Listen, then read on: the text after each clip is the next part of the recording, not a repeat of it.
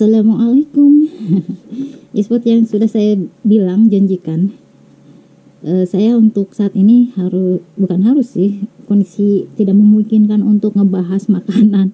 Rasanya tidak nyaman aja dengan kondisi lampu yang redup seperti ini, dan saya belum sempat keluar untuk beli lampu tambahan. Oke, saya untuk ngisi waktu cerita aja. Saya cerita waktu kecil ya. Waktu kecil tuh saya SD itu sekolah seperti biasa jam 7 sampai duhur itu kan sekolah SD. Setelah SD itu madrasah dari jam 1-an lah, mungkin jam 1 sampai sekitar jam 4-an, jam 3 jam 4 ya, saya lupa. Pokoknya setelah SD saya ikut sekolah madrasah lagi sekitar jam 4-an, mungkin saya sudah pulang. Yang jelas ada waktu jeda jam 4 sampai jam 4 jam 5-an lah, pokoknya jam 6 itu saya sudah harus ngaji. Jadi seperti di kampung lah biasa. Nggak tahu ya di kampung kalian seperti apa hidupnya, tapi di kampung saya menyenangkan lah pokoknya. Masa-masa kecil saya itu setelah jam 6 maghrib kan, standar jam 6 itu ngaji ke guru ngaji. Dan saya itu ada guru ngaji 2. Yang satu Pak Haji, yang satu lagi saya panggilnya Pak Haji lah ya. Yang satu lagi Pak Haji sama Pak Ustadz. Nah, Pak Ustadz itu sebenarnya guru agama madrasah saya juga sih sebenarnya. Kalau Pak Ustadz ya. Kalau Pak Haji itu, kenapa beliau dipanggil Pak Haji? Itu karena udah haji. Kalau di desaku itu kalau sudah ibadah haji, udahlah pasti titel nama itu disematkan di nama mereka. Pak Haji apa, Pak Haji apa, itu pasti lah kalau di kampung seperti itu ya. Makanya saya nggak tahu ya sekarang ibadah haji ke Mekah itu bener-bener kayak yang prestise banget di kampung gue itu ya. Di kampung gue itu pokoknya kalau lu kaya lu harus haji, kalau nggak haji aneh. Di kampung gue itu masih ada prestise seperti itu sih lah. Nah, saya ceritain jadi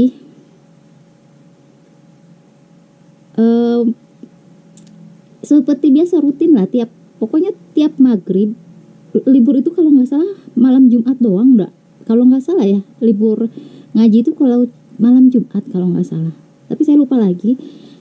Saya ingin ceritain tentang ngajinya aja dulu ya, tentang bagaimana saya ngaji kedua guru ngaji ini. Guru ngaji ini masing-masing memiliki kelebihan dan kekurangan lah pastinya ya. Kalau yang Ustadz itu sabar banget sih sebenarnya. Tapi karena saking sabarnya itu mungkin karena faktor usia juga ya, suaranya itu cenderung kecil gitu loh, halus, dan itu mungkin tidak sesuai dengan karakter saya yang nggak masuk pelajarannya kalau yang Ustadz ini ya. Kalau yang Ustadz, jadi aku pikir akhirnya saya punya 2 guru ngaji dong, Pak Haji. Dan jujur aja cocok ketika saya awalnya, kalau nggak salah awalnya ke Pak Ustadz dulu, tapi kemudian dengar nih ya biasa selentingan membelot gitu. Ini ada di sana juga bisa ngaji kok. Akhirnya saya coba ke Pak Haji, ternyata masuk. Suaranya menggelegar. Tapi itu justru masuk ya. Memang terkesan galak, terkesan apa ya? Ya udah pokoknya suaranya menggelegar lah pokoknya. Tapi justru aku lebih masuk yang ini. Jadi ada hal yang membuat ada pertimbangan lah kenapa saya ke Pak Ustazah. Pak Ustadz, kenapa saya ke Pak Haji? Kalau Pak Ustadz rumahnya itu, ini jalan besar nih. Ini jalan besar. Pak Ustadz itu arealnya di apa ya? Di pinggir jalan besar, daerah-daerah sini lah. Kalau Pak Haji ini ada gang lagi, masuk ke ujung. Agak ke ujung. Saya mencoba untuk menggambarkan, jadi agak ke ujung. Jadi baru masuk gang lagi agak ke ujung dan melewati ini dong. Ini sebenarnya di sini ada bangunan, tapi kayak yang nggak ditinggali gitu. Dan di belakang bangunan ini ada rumah, semacam rumah kosong dan udah kayak lama nggak ditempatin. Dan di sebelah sini sebenarnya ada rumah lagi, tapi rumah kampung kan gitu ya, walaupun mewah gede-gede gitu, kayak nggak ada penghuni gitu loh. Dan di sebelah rumah ini cukup gede rumahnya, ada garasi dong, garasinya cukup gede banget, dan itu garasi plus gudang kayaknya. Karena ketika sempat kebuka kelihatan gitu, kayak yang banyak barang-barang gitu. Tapi memang ini garasi sih. Tapi garasi plus gudang gitu lah, cukup gede juga di sini dan sering digelapkan. Sering gelap maksudnya. Walaupun sudah masuk listrik, ini kawasan sini ini kan masuk ke rumah ke arah rumahnya Pak Haji itu. Ini gelap. Makanya kalau saya lihat Upin Ipin, kalau kalian juga lihat Upin Ipin, ada 2 pohon kelapa yang condong, dan di sini pun saya ngalami waktu kecil. Ini di belakang garasi ini, ada 2 pohon kelapa yang condong gitu. Srek di tengah keheningan malam. Ya, jujur aja kadang saya masih ke Pak Ustadz, tapi saya kadang malu ya kalau ke Pak Ustadz. Kalau ada masa saya, aduh gimana ya ngelewatin itu gitu loh, area-area, dan ini area-area sepi loh. Walaupun di sini banyak rumah-rumah gitu, agak sepi juga. Sebelum ke jalan raya, sebenarnya agak belok-belok gitu sih. Dan ini rumah Pak Haji ini, yang guru ngaji saya yang Pak Haji ini, itu kayak di tengah rawa loh. Jadi kenapa sering kalau ada banjir ya suka banjir juga sih. Kalau meninggi ya sampai ke dalam. Sebenarnya pelatarannya, jadi apa ya? Pelataran apa ya namanya tuh? Jadi rumahnya kan kalau di kampung kan suka gede-gede gitu rumahnya. Dan halamannya juga kan luas, depannya itu kan pelataran luas halaman. Terus ini apa kayak apa ya, buat dudukan itu kan kayak pas sebelum masuk rumah tuh, iya, terus ada buat duduk-duduk di depan itu kan juga luas juga, dan itu digunakan untuk ngaji. Itu kalau memang sih ditinggiin sedikit dari pelatarannya ya, dari halamannya itu dikit ditinggiin, paling 1 bata lah, sekitar 1 bata 2 bata, nggak tahu berapa bata, agak tinggi dikit. Yang pasti sering banjir karena memang daerah rawa loh, seriusan. Ini rawa loh, nggak tahu, kalau nggak salah semuanya pasti nyambungnya ke laut besar, karena memang sebelah rumahku tuh kan laut. Nah ini laut besar nantinya di sini. Dan ini rawa loh, kebayang aja sih kalau lagi banjir itu ada ular, ada buaya. Saya kan ngebayangin kayak gitu juga sempet sih saya. Dulu banget saya bingung. Nggak terlalu mikir sih waktu dulu tuh, waktu kecil. Orang kok pada berebut gitu loh, ini untuk duluan ngaji gitu, berebut gitu. Saya cuma ngeliatin aja, kenapa sih dorong-dorongan gitu ngaji cepet-cepet gitu. Aku kan cuma polos ngomongnya, mikirnya polos. Nah setelah selesai beres ngaji, saya biasanya agak belakangan beresnya. Baru kepikirannya justru setelah dewasa, belum lama ini. Ya juga ya, kenapa dulu cepet-cepetan itu anak-anak tuh pada pengen cepet ngaji.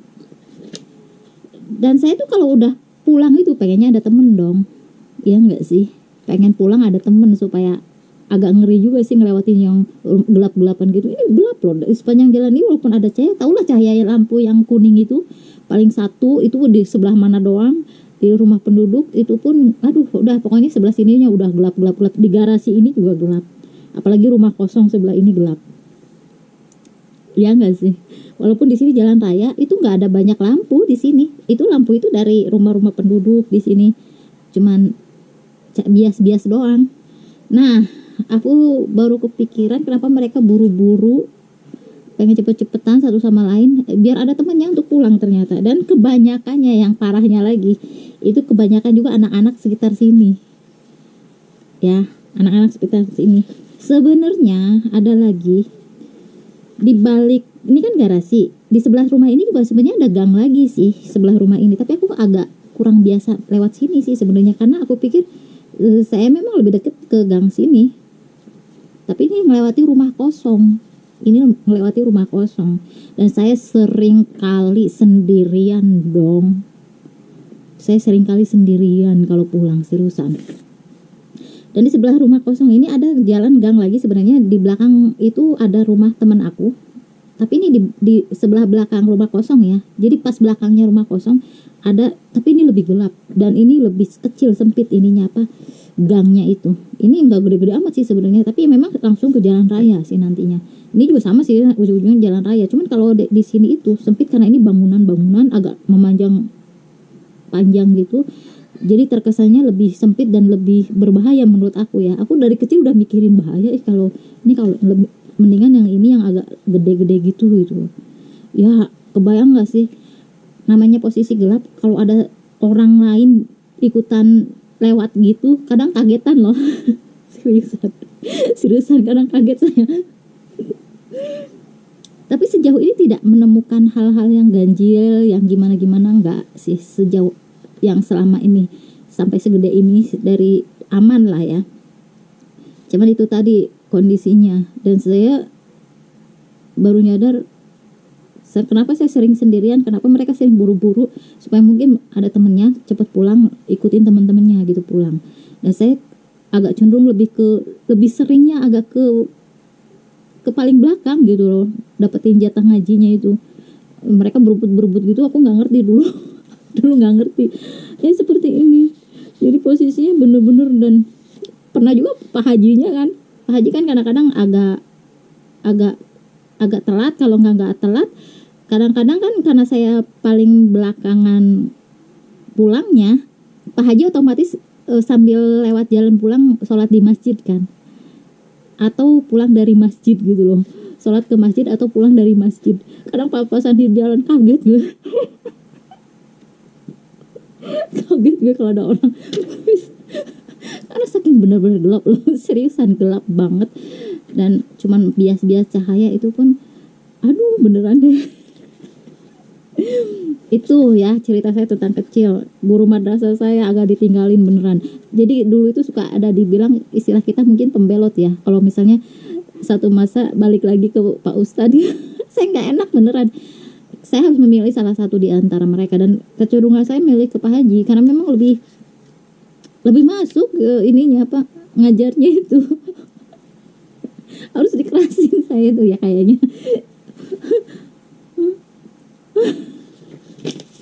Jadi aduh bener-bener deh nggak enak, bener-bener kalau misalnya saya udah lama nih ke Pak Haji terus ke Pak Ustadz lagi, kayak yang merasa anak aja kali ya. Jadi tuh udahlah harus memilih salah satunya, dan kecenderungan saya ke Pak Haji. Makanya lebih gimana ya, mau kesini juga kadang-kadang kalau kepaksa banget karena kondisi aku mungkin ruhi aku lagi down atau gimana. Karena aku kan orangnya gimana ya, ketika lewatin ini kan gelap banget, nggak ada lampu otomatis kan, yang rumah kosong itu, dan itu kacanya gede banget depannya. Dibilang takut, saya penasaran, jadi suka nengok juga ke tempat itu gitu loh. Terus nengok-nengok juga ke garasi, padahal itu gelap banget garasinya itu.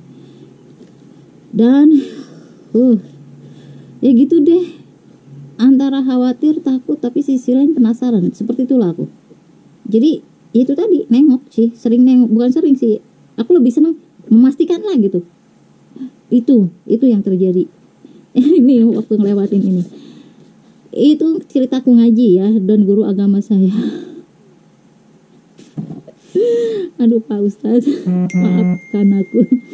Waktu kecil aku memang udah tahu sholat dari kecil ya, tapi tidak memiliki tempat khusus, cuman dipan aja di pojokan, itu pun sering dipakai ibu saya. Ada mukena yang lusuh banget, nggak pernah disetrika kayaknya, jadi ngelinting gitu. Ngelinting itu beliau pakai, saya ikutan pakai, dan saya sholat di tempat beliau juga. Terus ingat nggak dulu itu pakai sarung yang di sini yang diikat terus kayak ninja gitu, itu juga kadang-kadang dengan temen, karena dulu itu benar-benar yang namanya mukena itu barang langka dan mewah gitu kan. Begitupun ketika teman bilang, "Dah sih mau ajarin saya ngaji." Temanku sakit, udah meninggal, udah lama, waktu saya SMP, dia teman SD saya, SMP kali ya, dia meninggal itu. Emang sakit di perutnya, membusuk gitu. Saya kan sering main juga, walaupun kadang-kadang sering main, kalau lagi sering sama satu orang itu. Jadi dia bilang pengen belajar ngaji. Waktu itu aku juga sama-sama masih kecil, tapi aku pikir aku bisa tahu gimana sholat. Oke, aku main sesekali, memang main ke rumah beliau, ke rumah dia.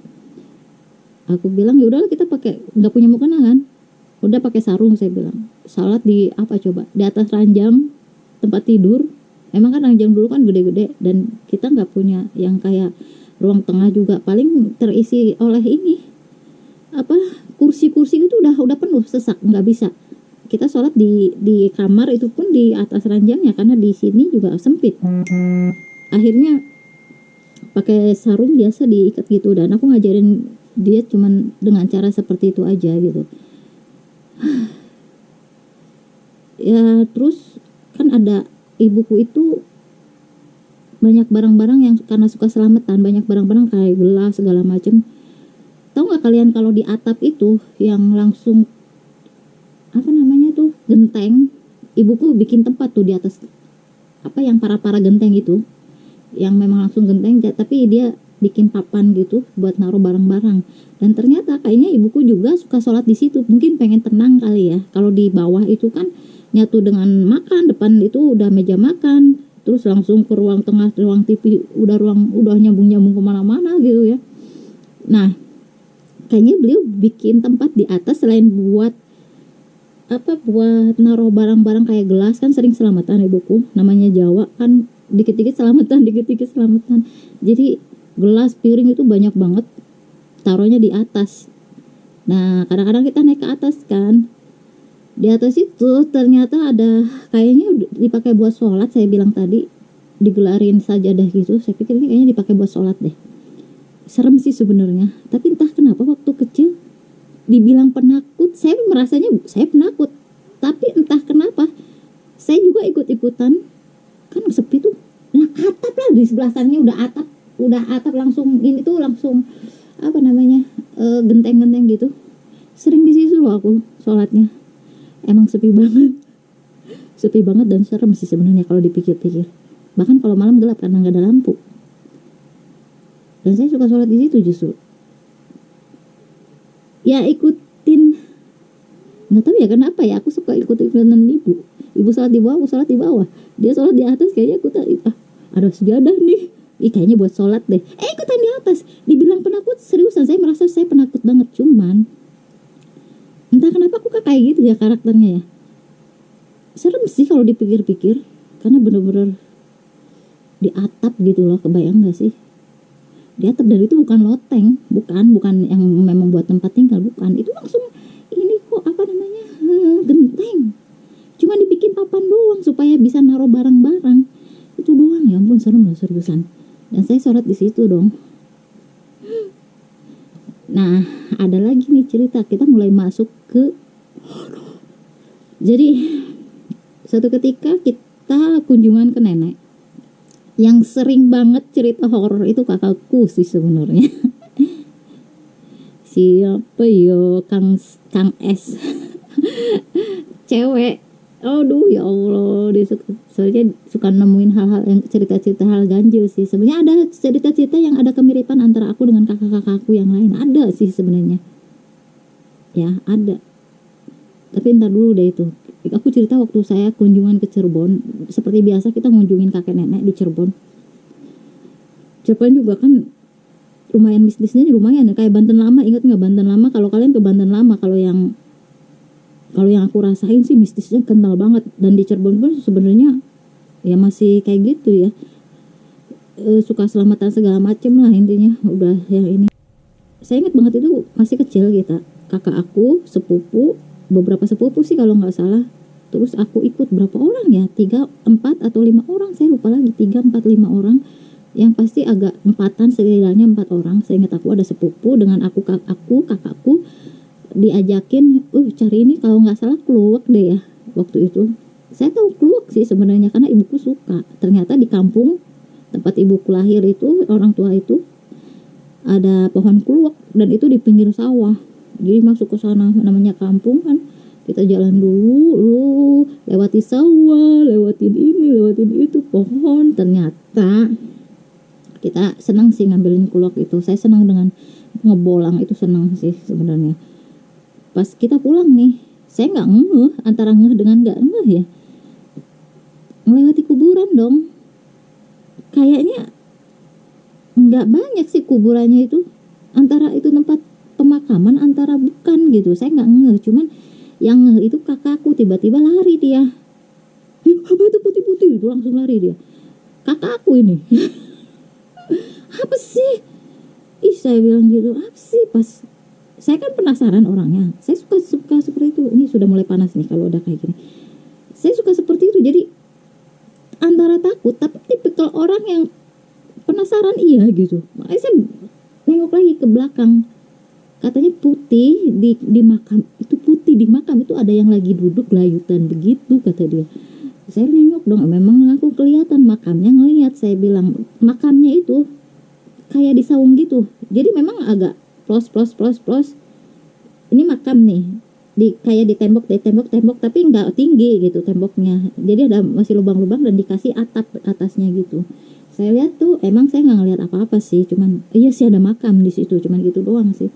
Ya kakakku cerita udah agak jauh, tapi aku masih sempat berhenti terus agak nengok gitu ya, agak masih sambil jalan juga sambil nengok ke belakang. Karena aku tipenya seperti itu ya, penakut. Aku mikirnya aku penakut, tapi ya suka kayak gitu. Enggak ngerti deh. Makanya, saya bilang, dia cuma lihat gitu doang. Enggak, saya cuma lihat tadi di situ di makam itu ada yang lagi duduk putih-putih, cuma bilangnya putih-putih doang. Lagi duduk layutan. Mungkin mainin ininya nih. Tek gitu kata dia gitu. Cuman aku nggak ngelihat sih. Ya itu. Nah, kembali nih ke kapan saya ngelihat sesuatu yang aneh, yang nggak biasa. Itu ceritanya hari itu saya tahu kakakku nggak suka direcokin kalau lagi main sama temennya, apalagi hari-hari biasa juga nggak suka dia kalau main dengan aku, nggak suka. Makanya aku nggak terlalu pengen main sama kakak kayak orang-orang gitu ya. Adik kakak tuh akur kemana-mana main gimana, enggak aku. Makanya entah kenapa aku juga agak heran, tumben-tumbenan malam itu aku mungkin kelas 2 atau kelas 3 SD ya, saya lupa lah, sekitar kelas 3-an lah ya, taruhlah kelas 3-an SD. Malam itu entah kenapa aku kepikiran, oh kok pengen banget main sama kakak, nggak tahu kenapa saya pengen banget main sama kakak. Kok pengen main sama kakak ya, mungkin ada yang narik kali ya. Jadi aku pergi, kebetulan di sebelah rumah itu ada gang. Aduh, saya belum sempat ngegambar lagi ya. Di sebelah rumah itu ada gang, dan saya kepikiran satu orang yang bisa jadi, padahal itu juga dia juga jarang main sih orang itu. Perempuan juga, kakakku perempuan, dia perempuan juga, tapi yang aku tahu itu dia juga jarang main sih sebenarnya, anak itu. Tapi entah kenapa aku kepikirannya anak ini gitu, karena memang macam-macam tertutup sih keluarga yang itu tuh sebenarnya. Tapi memang ada masa main, tapi nggak open keluarga itu. Cuman aku pikir ya udahlah, sebelah kan ada gang, saya masuk gang dong. Aku masuk gang sendirian seperti biasa. Di sebelah rumah itu yang saya tuju itu kan rumah itu dimungkinkan kakakku main dengan anak yang itu gitu. Anak yang ada di tempat itu. Nah, anak itu kan memiliki keluarga, jadi ada kakeknya, ada neneknya. Ada kakeknya ya, ada rumah neneknya, ada rumah ibunya, orang tuanya. Jadi berdekatan, berseberangan doang, dan di antara gang itu rumahnya itu bersebelahan doang gitu. Dan saya coba di sebelah rumah itu ada rumah kosong yang nantinya berikutnya itu ditempati teman aku main juga sih nantinya. Ada rumah kosong sebelahnya itu juga ada, cuman dibatasi gang doang, sepi banget gangnya itu. Jadi masuk gang, nah ini gang sebelah sini, ada lagi gang, nah sebelah sini rumah kosong, sebelah sini rumah teman yang aku tuju itu, yang kemungkinan kakakku main di tempat dia. Lihat-lihat sepi, seperti biasa sepi, sebelah sini kosong kan, nggak mungkin. Saya tengok-tengok kok nggak ada suara kakakku nggak ada. Ada satu yang bergerak ya, sekilas. Jadi rumah itu dipagar semuanya itu sebenarnya, tapi di sebelah pagar, sudut sebelah rumah kosong itu ada satu petak yang memang dikosongkan mungkin buat jemuran atau apa gitu. Jadi ada kosong petak itu, dan itu ada seperti bulat macam kepala, gedenya segini gini, kayak yang bergerak benda gitu, bulat gitu. Saya awalnya bulat aja, benda bergerak ya udah ngeh ke kepala sih sebenarnya, karena apalagi yang bulat kalau nggak kepala. sekelebatan aku udah nangkep itu benda bergerak, tapi aku pura-pura nyari gini. Kan sebelah kanan kiri tuh rumahnya tuh, rumah orang tuanya sebelah sini, rumah kakeknya sebelah sini, dan ini di belakang rumah kakeknya yang sepetak itu ada yang bergeraknya tuh di situ. Sebenarnya di bawahnya tuh bukan tanah kalau nggak salah, udah ditekel juga. Jadi ya aku pikir apa ya, aku bergerak, tapi aku pura-pura nggak aku agak dilama-lamain pura-pura nyari begitu, padahal pengen nengok ini itu apa gitu loh. Saya agak lama mastiin. Iya bener, kepala bentuknya tuh kayak kepala, tapi agak menghadap ke sana, agak ngebelakangin aku, ngebelakangin aku, tapi kayak berputar pengen ngeliatin wajahnya ke arah aku. Tung jadi gini, cuman gini doang, kepala doang, bentuknya kepala doang, gini doang, tuh gede segini, gitu loh. Kepala gede banget kepalanya itu, cuman kepala doang saya tuh jadi gini doang sambil muter begini. Itu di sebelah rumah kosong itu pertama kali ya. Untuk selanjutnya ya gitu deh, ada banyak cerita sih sebenarnya kalau waktu kecil, karena sekolah SD saya juga kan deket rumah saya, agak ke gang sebelah sana, dan itu juga nggak pernah dinyalain lampu, karena walaupun lampu sudah masuk desa biayanya cukup tinggi. Jadi ngerti lah gimana desa tapi temaram gitu ya, nggak kayak di kota besar yang banyak toko, otomatis banyak yang nyalain lampu, yang berusaha untuk seterang mungkin, lumayan ya terang. Nah, kalau di desa rumah seadanya aja, kadang nggak dipasangin lampu luar, lebih seringnya gelap. Nah itu seperti itu jadinya. Itu cerita gue waktu kecil cuy. Ada banyak cerita yang tapi sejujurnya aku bahagia banget, berkesan banget. Masa-masa kecil aku tuh berkesan banget. Saya itu masa kecil senangnya main di comberan. Karena kan comberan gede ada yang nyambung ke laut, ada comberan gede terus ada langsung nyambung ke comberan kecil. Dan itu kan suka ada banyak ikan-ikan kan. Tuh, apalagi kalau musim banjir. Dan waktu itu saya sekarang nggak terlalu kalau saya paling senang kuda laut, karena kalau lagi nggak naik gininya, dia kan kayak ikan kacang panjang, aku bilangnya ikan kacang panjang, dia cuma lurus doang, tapi kalau lagi berdiri begini kan lucu ya ikan laut tuh, tuk, lucu. Dan aku seneng banget kuda laut, aku seneng banget kuda laut sih. Karena lucu, menurutku ajaib gitu diliatin, lucunya. Emang yang dicomberan seperti itu, karena suka nyariin kecebong, padahal dilepas lagi loh, nggak buat apa-apa. Ya itu waktu-waktu luang saya digunakan untuk main sih intinya, kalau ada waktu luang main. Saya belum tahu ya, saya pengen jadi referensi yang biasa buat diceritain, yang barangkali nanti buat ada ilmu-ilmu lain yang bukan cuma sekedar cerita gitu ya. Nah, sekarang kalau masalah takut, ya tidak mengenal usia sih sebenarnya. Yang kelihatannya nggak takut mati ternyata takut mati. Kalian nggak akan tahu apa yang dirasakan oleh orang lain. Yang kelihatan tidak takut hantu ternyata takut hantu gitu. Pokoknya kalian tidak akan pernah tahu apa yang dirasakan orang lain ya. Oleh karena itu ya lebih enak kalau kita deket ke Allah sih. Lebih enak banget gitu loh. Apapun yang terjadi itu yang terbaik. Jadi enak pasrah gitu, tawakal tuh enak banget. Pokoknya hidup kita tidak terlalu banyak beban yang menghimpit, ya. Gitu kuy. Ceritaku bener-bener ini cerita realitas yang aku alami waktu kecil.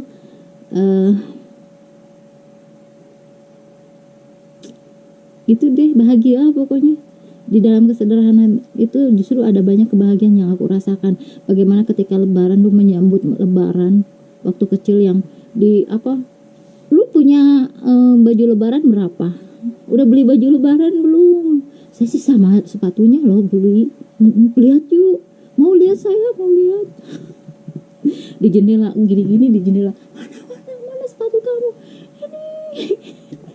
Ini baju saya nih kayak gini, saya punya 2 loh, yang ini satu. Sekarang masih enggak kayak gitu ya anak-anak ya. Terus nggak tahu ya, waktu kecil dengar suara takbiran itu beda banget, kayak sesuatu yang sangat berharga dan sangat merdu banget. Banyak kayak yang saya nggak mau tidur, nggak mau melewatkan momen ini, momen suara takbiran. Kadang-kadang saya nungguin di meja gitu, di meja, di jendela gitu, liatin sampai kelihatan keluar, padahal udah pada sepi ya, makin larut makin sepi kan, liatin keluar, dengerin syahdu sekali. Pokoknya suara nuansanya berbeda lah kalau masa-masa takbiran itu, hari raya itu beda banget pokoknya. Pokoknya indah, yang saya rasakan masa-masa kecil itu masa-masa yang paling indahnya itu luar biasa sih. Jadi kadang kakek liatin gue dorong-dorong meja kursi disatuin, pengen tidur di sini deket jendela supaya bisa ngedengerin suasana apa, nuansa, dengerin takbiran sama ingin menikmati nuansa Idul Fitrinya itu. Orang tua kan di dapur nguprek ya sampai jam 1, sampai jam 2, sampai jam 3, entahlah. Tidur sebentar, bangun lagi jelang subuh sambil menyiapkan anak dalam kondisi temaram. Bangun pakai baju baru. Kan gitu kan, kakak, orang tua bangun pakai baju baru. Ini sebenarnya pengen diceritain lagi sih. Tapi kayaknya lebih enak kalau menjelang lebaran deh ya. Jadi gimana saya waktu kecil melewati masa-masa indah itu ya. Masa-masa menyambut lebaran itu, bagaimana saya zakat fitrah di masa kecil dengan di masa sekarang itu beda banget kuy, beda banget. Bagaimana saya melewatinya, menjalaninya itu beda banget, dan mungkin tidak ada di zaman sekarang, mungkin saya nggak tahu. Ini yang di desa, terutama di desaku masih seperti dulu nggak nih yang zakat fitrahnya. Ya gitu deh, beda lah pokoknya, sangat berbeda. Yang sekarang tinggal datang ke ini, ke masjid, apa, tanda tangan, kasih duit, udah beres. Kalau dulu kan beda ya, dan nuansanya tuh beda banget kuy, yang mungkin tidak akan pernah kita dapatkan lagi di masa sekarang ini. Itu masa-masa kecil aku ya, menurutku sangat indah, sangat berharga, precious, sangat berharga. Terima kasih sudah menonton. Wassalamualaikum warahmatullahi wabarakatuh.